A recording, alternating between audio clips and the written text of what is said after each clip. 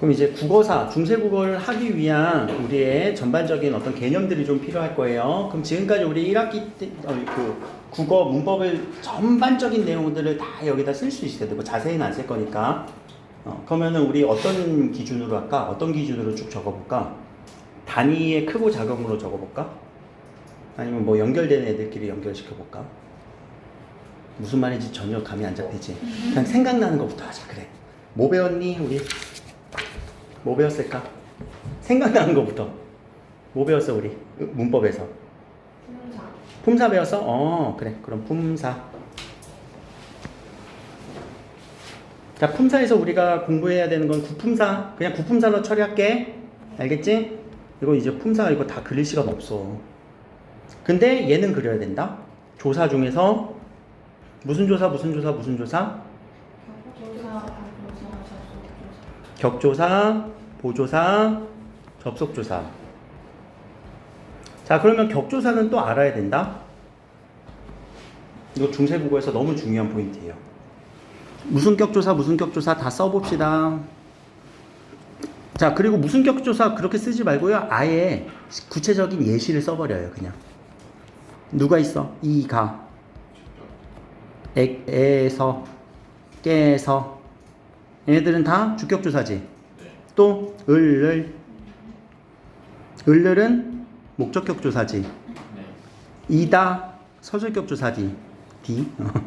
이가 되다니다 복격조사지. 의 관형격조사지. 혹격조사 먼저 할게요. 야, 아. 혹격조사. 왜냐면 부사격조사가 상당히 많으니까. 에게, 에서, 으로, 에, 와, 과.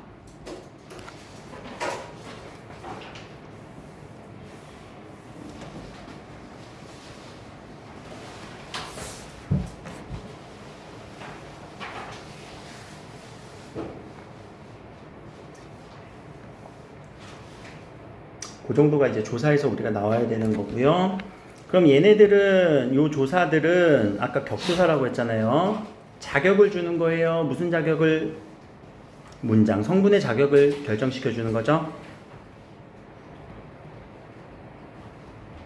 자, 그러면 이 문장 성분과 연결되는 거는 여러분들 7문장 성분, 7성분.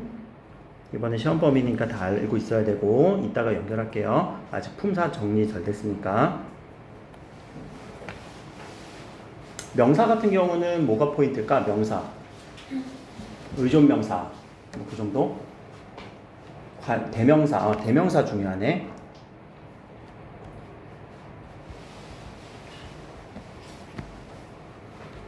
대명사 우리 아까 지시대명사, 인칭대명사 이렇게 좀 나눠봤잖아. 그거 조금만 더 구체적으로 들어갈게요. 자, 지시대명사와 인칭대명사.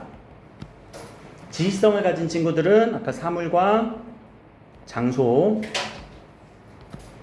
이것저것 그것 여기저기 거기. 자, 인칭은요. 몇 인칭 몇 인칭 몇 인칭? 2인칭 3인칭.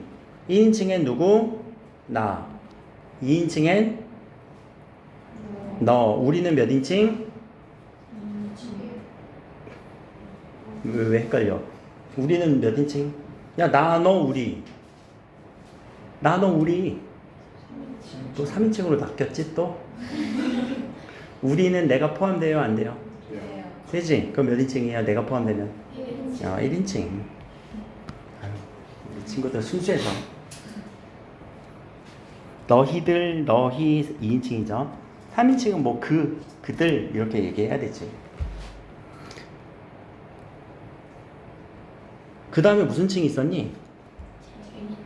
제기칭. 그리고 부정칭. 그리고 미지칭. 이렇게 있었죠. 자, 제기칭은 중요한 단어 당신 혹은 저희, 저밖에 몰라 이럴 때. 부정칭은요 특별히 정하지 않아요. 그래서 아무라는 단어를 좀 결합할 수 있으면 좋습니다. 미지칭은요 모르는 대상이에요. 부정칭과 미지칭은 그래서 구분하기가 조금 어려운데 요게 이번에 그 종결 표현에서 연결이 될 수 있어. 의문형으로 따지면은 부정칭은 무슨 의문형이랑 결합되지? 부정칭은 의문사에서. 그렇지. 판정 의문문. 왜? 정해줘야 되니까. 미지칭은요, 모르는 대상을 설명해줘야 되는 설명 의문문. 그렇게 연결시켜주면 됩니다.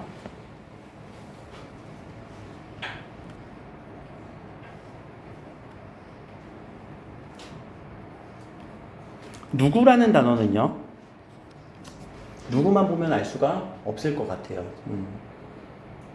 누구든지 와 할 때는 정하지 않은 거죠. 근데 밖에 누구세요 이러면은 모르니까 물어보는 거지. 그래서 그 맥락 쪽을 우리가 좀 봐야 될 것 같고요. 수사 말고 그리고 뭐가 있을까? 관형어, 부사, 동사, 형사, 용언 얘기 한번 해볼까? 용언의 구조 그리라고 하면 이제 싫지? 알았어.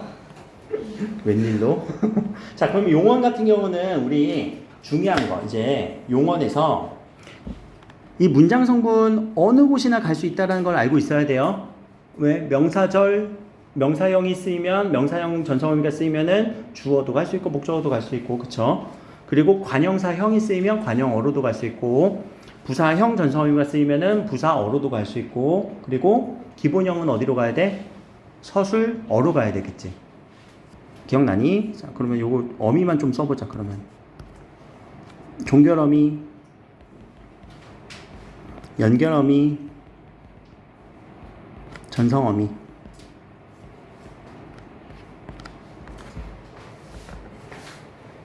결국 우리가 용언을 공부하지만 이 용언이 결국 문법 요소 다 전반에 걸쳐서 영향을 끼쳐요. 종결 표현도 끼치고, 이어진 문장도 만들어주고, 아는 문장도 만들어주고, 그치? 그래서 전성어미는 세 가지: 명사형 전성어미, 관형사형 전성어미, 부사형 전성어미. 이렇게 된다. 그럼 얘네들이 이제 문장 성분으로 연결이 되는데, 아까 이제 조사가 와서 결합이 될 때가 있고, 문장 성분으로 쓰일 때가 있고, 용언이 들어와서 문장 성분 쓰일 때가 있죠. 뭐 다른 품사들도 있겠지만, 자, 주성분부터 얘기합시다. 주어, 서술어, 목적어, 보어, 관형어, 부사어, 독립어.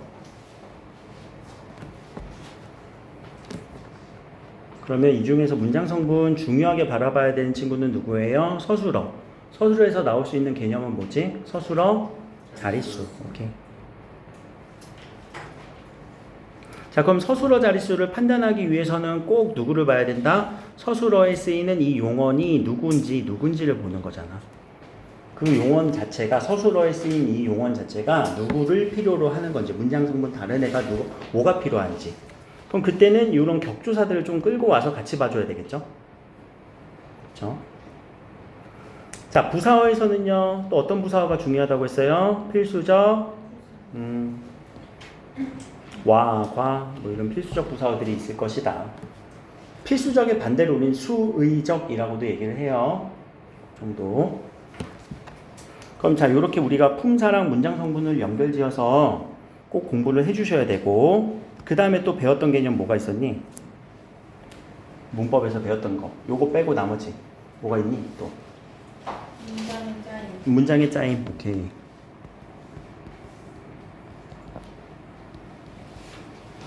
문장의 짜임은 간단하게만 쓸게요. 우리 중세국어에서는 그렇게 중요하진 않으니까 혼문장과 견문장으로 나뉜다. 끝. 밑에 기타 등등은 여러분들이 중세국어랑 연결되는 부분만 지금 상기하려고 하는 거야. 그 다음에 배웠던 거.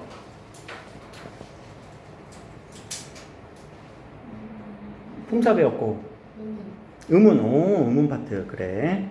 자, 그럼 의문 파트에서 우리 공부했던 거, 의문의 그래. 의문의 체계부터 나올 줄 알았는데.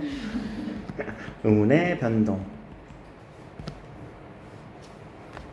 중세국어에서의 의문의 변동을 우리는 공부할 일이 있을까? 왜 아니라고 했어? 왜 아니라고 했어? 중세국어의 의문의 변동을 우리는 공부할 일이 있을까? 왜? 아니야. 왜? 이유. 소리나 자, 그러니까 그때 소리 우리는 알아 몰라? 몰라요. 몰라. 어떻게 알아? 몰라.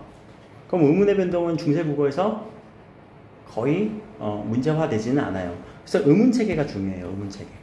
알겠죠? 중세국어 파트에서는. 그럼 자, 의문 체계 그려볼 수 있어야 돼요. 다 그릴 수 있니? 아니야? 바다 가자서의 물놀이를 키위제의 금붕어 좋아 그릴 수 있어? 네. 그거 지금 그리지 말아요. 이따 다시 그릴 거예요. 이따 그릴 거니까 넘어갑시다. 그럼 자, 요 의문 체계에서 우리가 글자 이런 것들 우리가 봐야 돼요. 알겠지? 글자 모음 체계, 자음 체계 여러분들 그릴 수 있어야 됩니다. 그 다음에 또 배웠던 거 뭐가 있을까? 하나 더 남았네. 형태소. 자, 이런 형태소를 이어서 문법 요소 같이 결합해 주라고 했지? 형태소, 문법 요소. 형태소 분석을 가지고 우리는 문법 요소에서 얘기했던 종결 표현과 높임 표현과 시제 표현과 시간 표현과 그리고 피동 표현과 사동 표현과 부정 표현과 그리고 인용 표현을 어디랑 비교한다고요? 중세국어랑 현대국어랑 비교할 거예요. 특히 누구? 예, 높임 표현. 그리고 가끔 시간 표현도 나오고요. 종결 표현도 많이 나와요. 사동 표현도 이번에 그 언어와 매체 우리 수능 특강에는 좀 중요하게 나오더라고.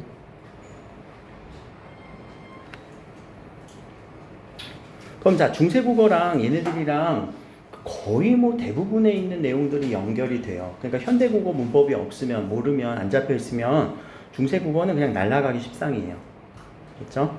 자, 넘어가서 그럼 우리 중세국어 하면서 의문의 체계와 관련된 한글 창제 부분만 좀 간단하게 얘기를 할게요. 한글 창제.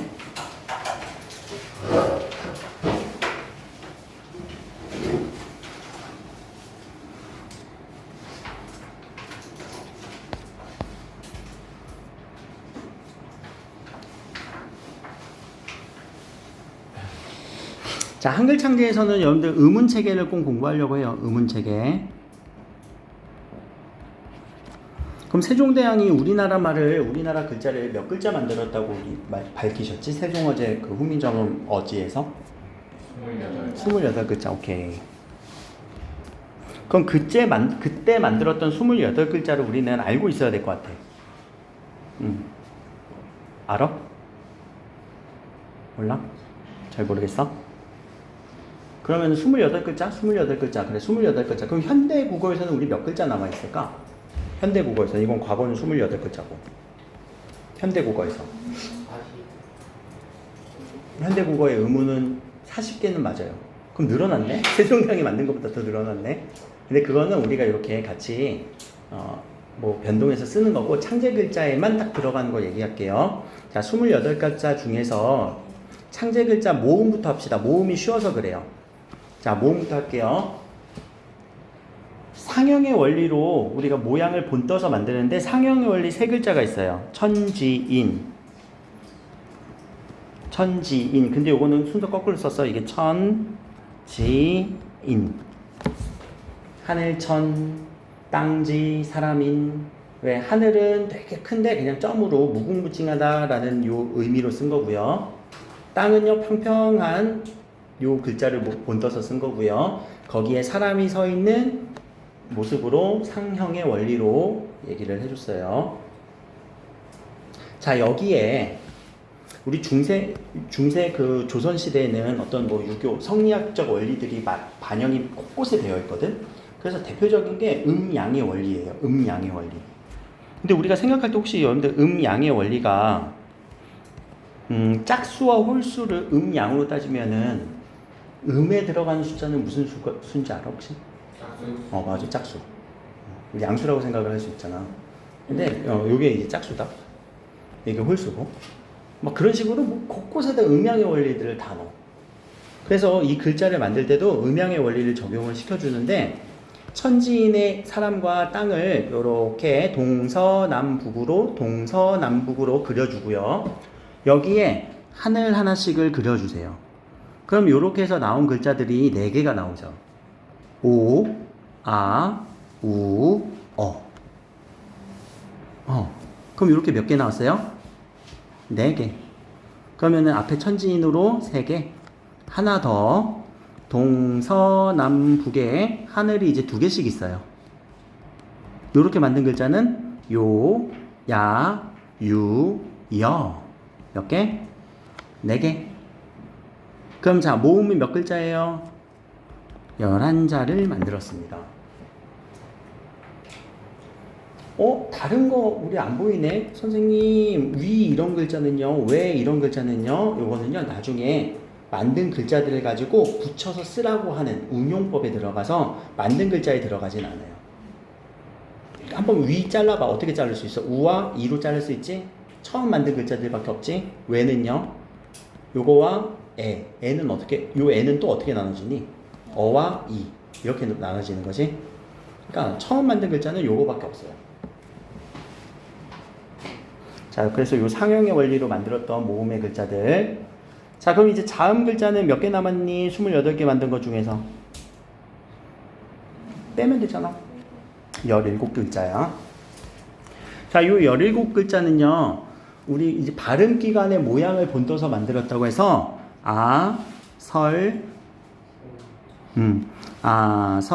순, 치, 후라고 하는 이런 기관을 본떠서 만듭니다. 아자는요, 어금니 아자인데요. 요 기역이 혀의 위치예요. 혀의 모양. 그 발음하면 혀가 앞으로 쭉 나오니? 아니지, 뭔가 말리는 느낌이지. 그 말리는 느낌의 혀 위치가 어금니 위치라서 그래요. 그래서 어금니 아자라고 얘기를 해요. 니은은요, 느 발음하면은 혀가 어디에 살짝 다? 천장에 살짝, 잇몸에 살짝 됐지? 뭐가 가서다? 혀가. 그래서 설음이라고 얘기를 해요. 미음은요, 뭐가 닫혀?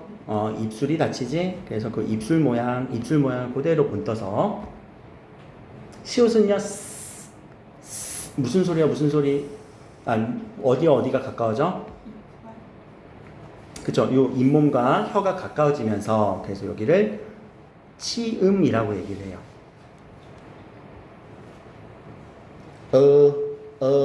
옛날에는 후음이라고 얘기를 해요. 목구멍 후, 입이 인 후과 할 때. 그래서 순치후.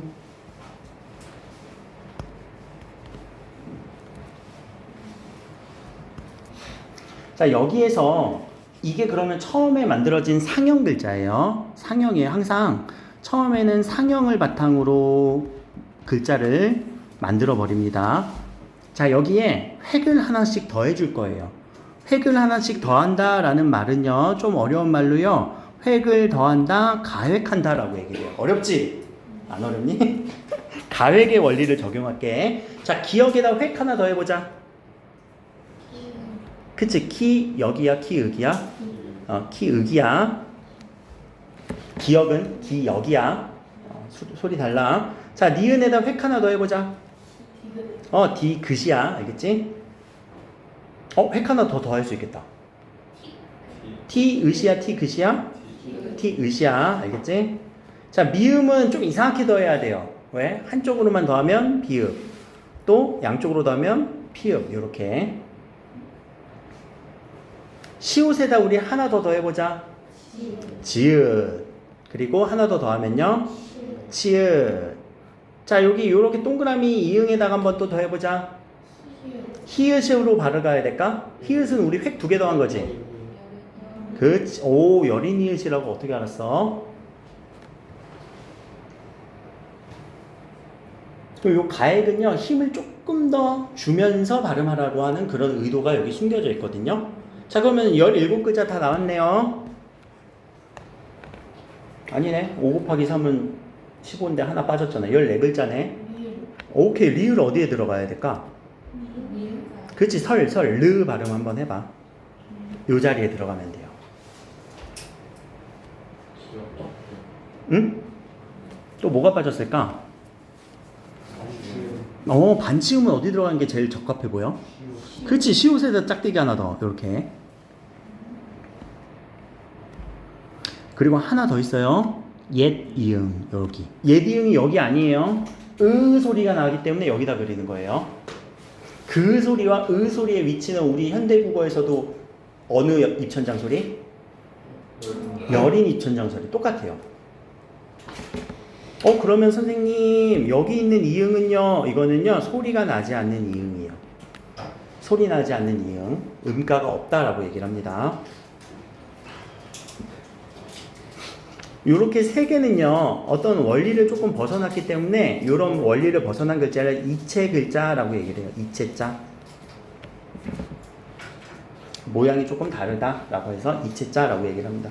뭐 이런 개념들까지 몰라도 여러분들이 중세국어에서의 의문이 이런 책에 따라서 만들어졌고 전체 28글자는 이렇게 되어 있구나라는 걸 여러분들이 알고 계셔야 되고요. 여기에서 그럼 현대국어에서 없어진 글자들 체크해 볼게요. 먼저 얘 없어졌네요. 그리고요 요 글자는 없어졌어요. 근데 소리는 남아있고요. 그리고 요 글자 없어졌죠. 하나 더, 요 글자 없어졌습니다. 그러면 전체 몇 글자가 사라졌어요? 네 글자가 사라졌죠. 그래서 현대국어에 우리 24글자 남아있다 정도로 얘기하시면 돼요. 물론 현대국어의 모음체계는 자음체계는 40개가 맞지만 요 글자로 보면 이 정도로 보면 되죠.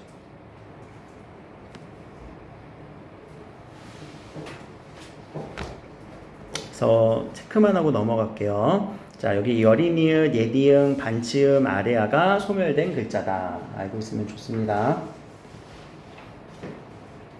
반치음 같은 경우는요, 요거 시우 소리에 가까운 게 아니라요, 이 소리예요. 울려줘야 돼요. 유성음 소리예요. 유성음. 아래아 소리는요, 아와 오의 중간 소리, 아, 오, 어떻게 보면 아닌 것 같기도 하고 어떻게 보면 오인 것 같기도 하고. 자, 그러나 제가 발음하는 게 중세국어 사람들이 발음했던 소리랑 똑같을까?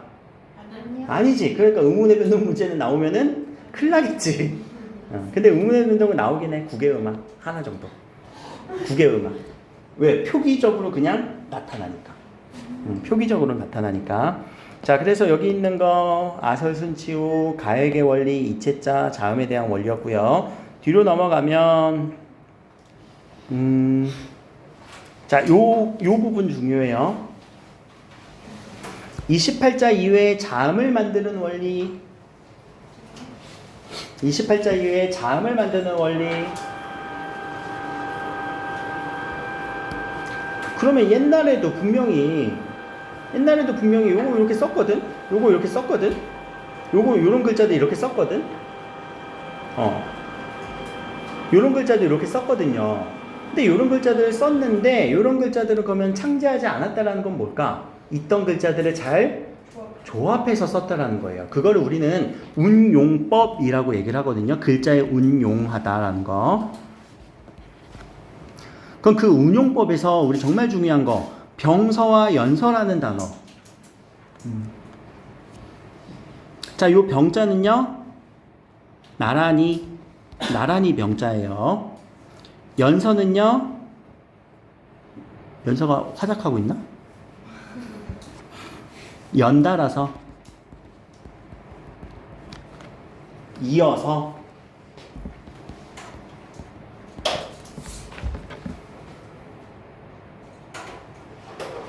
자, 요렇게 비읍 혹은 뭐 쌍디귿, 쌍기역, 쌍비읍을 나란히 쓰면 우리 뭐 된소리처럼 지금 쓰고 있네. 그쵸? 그럼 연달아서 쓰는 거는 아래에다 붙이는 거네. 자, 근데 옛날에 우리 글자를 쓸 때 가로 쓰기 했니? 세로 쓰기 했니? 세로 쓰기 했지. 그럼 자, 세로 쓰기의 기준으로 한번 볼게. 세로 쓰기에 해서 우리가 글자를 나란히 가게 하려면 어떻게 나란히 가게 해야 돼? 요렇게 써줘야 나란히 가지. 그쵸? 요렇게 쓰는 게 병서예요. 그러면 자, 이어서 쓰는 건 뭐예요? 여기 하나 쓰고 여기다 이렇게 써줘야지 이어지는 느낌이지. 자, 그래서 병서와 연서는요, 나란히라고 하는 거는 요렇게 우리 입장에서는 옆으로, 옛날 입장에서도 맞아요.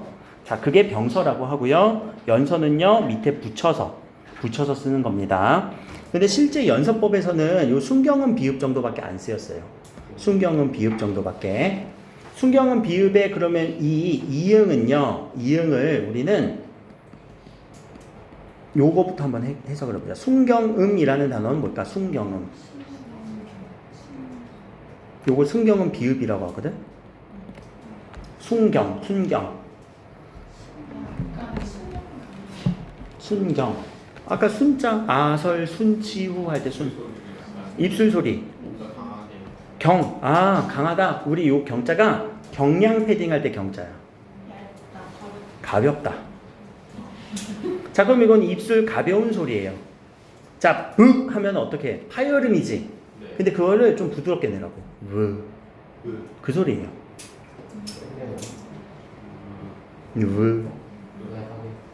그래서 바보야 할 때 바 할 때는 터지거든요. 뭐야 바보야. 여기 소리가 순경은 비읍 소리예요. 바보야. 요 비읍과 비읍이 서로 다르거든. 야, 근데 솔직히 인식 안 되지? 안 되지? 야, 여기 지금 순경은 비읍 소리라는 거 인식 안 되지? 안 되는 사람 되니? 안 되지? 인정할 건 인정하자. 왜? 우리는 이 의문이 머릿속에 있어 없어? 없어서 그래. 알겠지? 나도 전공국어 이 중세국어 처음 공부할 때 교수님이 바보를 예시를 안 들고 부부 발음해봐. 부부. 가봐 소리 다르지? 부부. 속으로 계속 다른데? 같은데? 근데 나 빼고 다른 사람들은 다르네 이러고 있으니까 막. 자, 그럼 연서라고 하는 건요 글자의 표기 방법이에요. 알겠지? 요거 표기 방법이에요. 실제 소리는 우리가 뭐 유추할 뿐이고. 자, 각자병서, 합용병서. 우리 합용병서가 중요하겠죠. 네. 글자를 어떻게 했다? 섞어서 썼다. 각자는요 한 글자로만 썼다. 한 글자로만 겹쳐서 쓸 때 각자병서. 네. 자, 합용병서는요 시옷계의 합용병서가 있고요 비읍계의 합용병서가 있어요. 그래서 시옷을 앞에 써주는 글자가 있고 비읍을 앞에 써주는 글자가 있고요. 하나 더 비읍 시옷계가 있습니다. 보통 이렇게 한 3개 정도로 나뉘어요. 시옷계 합용병서, 비읍계 합용병서, 비읍 시옷계 합용병서. 글자를 섞어 써줬다. 자, 그러면 요 글자를 섞어 써줬다, 다른 자음을 나란히 썼다라는 거는 자음의 소리가 여기 있었다는 얘기일까 없었다는 얘기일까? 자음의 소리가 있었다 없었다? 없었는데 이렇게 섞어 써준다고? 있었는데 이거 발음 어떻게 하게? 자, 우리 조 플러스 쌀 뭐라고 발음 나니? 비읍 어디서 왔어요? 비읍 어디서 왔어요? 사이소리 현상이야? 사이 비읍 현상이야? 자, 요 쌀의 어원은요 요렇게 되어요. 안녕. 이거 하나 가져가. 붓살. 보이는지 안 보이는지 한번 보자.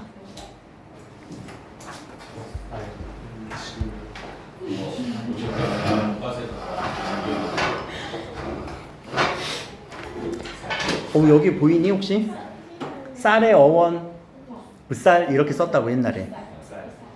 붓살. 석보상절이라는 책에서 쌀의 어원을 여기서 찾아낸 거예요. 아, 여기는 그럼 뭘로 적혔어? 병서야 연서야? 병서로 적혔어. 병서 중에서도 어떤 병서? 오케이, 섞었었네. 합용병서로 썼다. 특히 요 비읍계 합용병서 같은 경우는요 소리가 남아있다, 소리가 있었다라고 추측하고 있어요. 이해됐니? 그래서 병서가 여기서 나올 수가 있어. 하나 더 갑시다. 요 맨 밑에 글자에서 나 이거 맨날 헷갈리는데 종성부용 초성이라는 말, 요 글자 이거 외우고 있어야 돼요. 종성부용 초성. 종성부용 초성 두 글자씩 자르세요. 두 글자씩 잘라서 읽어야 돼요. 자, 부용이라는 단어부터 처리할게요. 부용. 자, 부자는요 다시, 용자는요 사용한다. 자, 종성의 글자는 초성의 글자로 다시 사용해 라는 거예요. 그럼 초성의 글자는 뭘 만들었지? 자음 만들었지? 네. 그럼 종성의 글자는요 따로 만든다 안 만든다? 안 만들 테니까 자음으로 그냥 그대로 사용해. 물 요거 자음이지? 요것도 자음이지? 네. 요런 글자를 우리는 따로 만들지 않을게. 그냥 초성의 글자 그대로 갖다 써도 괜찮아. 종성, 무용, 초성이라고 얘기를 해요. 그러니까 지금 글자를 만들 때 모음 만들었지, 자음 만들었지, 그렇지? 그럼 모음과 자음은 초성과 중성이라고 볼 수 있는데 종성은 만들지 않았다라는 거. 자, 여기까지가 우리 이 내용에 대한 겁니다. 거의 끝났어. 지금. 요 세종어제 훈민정음부터는 우리 중세국어 좀 하고 나서 뒤에 하고 나서 좀 볼게요. 잠깐 쉬었다가 봅시다. 6시 반인 줄 알았어요.